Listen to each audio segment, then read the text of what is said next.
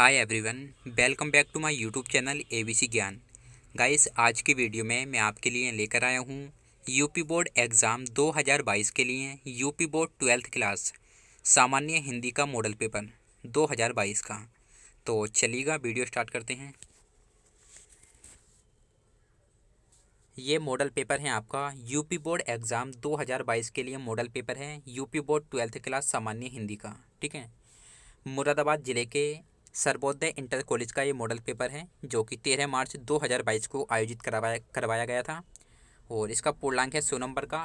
Time था 3 घंटा 15 minute. ठीक है, तो आप लोग जो है इस सारे पेपर को तैयार कर सकते हैं क्योंकि आपका पेपर 24 मार्च को इसी टाइप से आएगा। ठीक है, तो चलिएगा देख लेते हैं। यहाँ से स्टार्ट है आपका पेपर और यहाँ पे लिखा हुआ है निर्देश।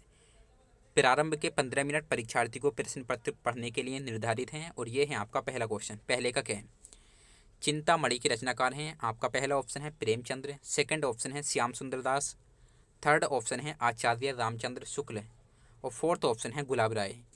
चिंतामणि के रचनाकार कौन है ये आपको बताना है। तो इसमें आपका ऑप्शन थर्ड राइट आंसर है आचार्य रामचंद्र शुक्ल। ठीक है, आचार्य रामचंद्र शुक्ल का एक निबंध संग्रह है जिसका नाम है चिंतामणि।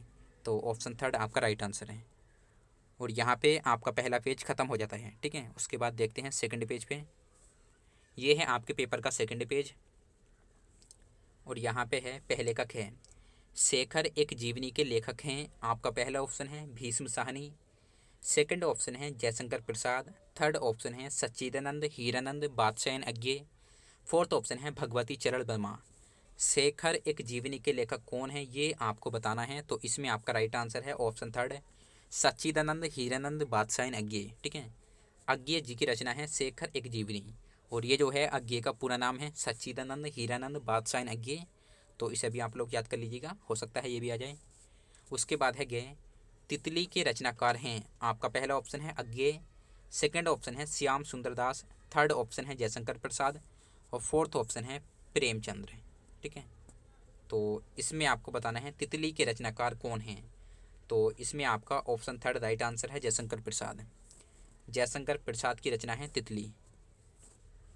तितली कंकाल इरावती जयशंकर प्रसाद के 3 प्रसिद्ध उपन्यास हैं। ठीक है, उसके बाद है आपका घ भारत दुर्दशा रचना है। भारत दुर्दशा किसकी रचना है? आपका पहला ऑप्शन है जयशंकर प्रसाद की, सेकंड ऑप्शन है राम कुमार वर्मा की, थर्ड ऑप्शन है भारतेंदु हरिश्चंद्र की, फोर्थ ऑप्शन है श्याम सुंदर दास की। भारत दुर्दशा किसकी रचना है? तो इसमें आपका ऑप्शन थर्ड राइट आंसर है भारतेंदु हरिश्चंद्र। भारतेंदु हरिश्चंद्र की रचना है भारत दुर्दशा। उसके बाद में यहाँ पे आपका सेकंड पेज खत्म हो जाता है और यहाँ से स्टार्ट है आपका तीसरा पेज। ठीक है, और ये है आपका लय। ठीक है, निंदा रस रचना है। निंदा रस किसकी रचना है ये आपको बताना है। आपका पहला ऑप्शन है मोहन राकेश की, सेकंड ऑप्शन है श्याम सुंदर दास की, थर्ड ऑप्शन है हरिशंकर परसाई की, फोर्थ ऑप्शन है भारतेंदु हरिश्चंद्र की।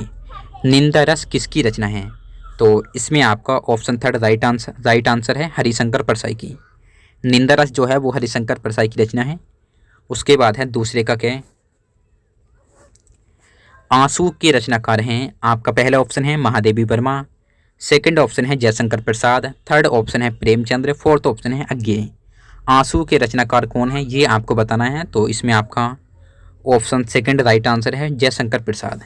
ठीक है, आंसू के रचनाकार जयशंकर प्रसाद। उसके बाद है आपका ख कबीर के गुरु का नाम था। कबीर के गुरु का क्या नाम था ये आपको बताना है। आपका पहला ऑप्शन है वल्लभाचार्य, सेकंड ऑप्शन है नर हरिदास, थर्ड ऑप्शन है रामानंद और फोर्थ ऑप्शन है रामकृष्ण परमहंस। कबीर के गुरु का क्या नाम था? तो इसमें आपका ऑप्शन थर्ड राइट आंसर है रामानंद। ठीक है, कबीर के गुरु का नाम था रामानंद।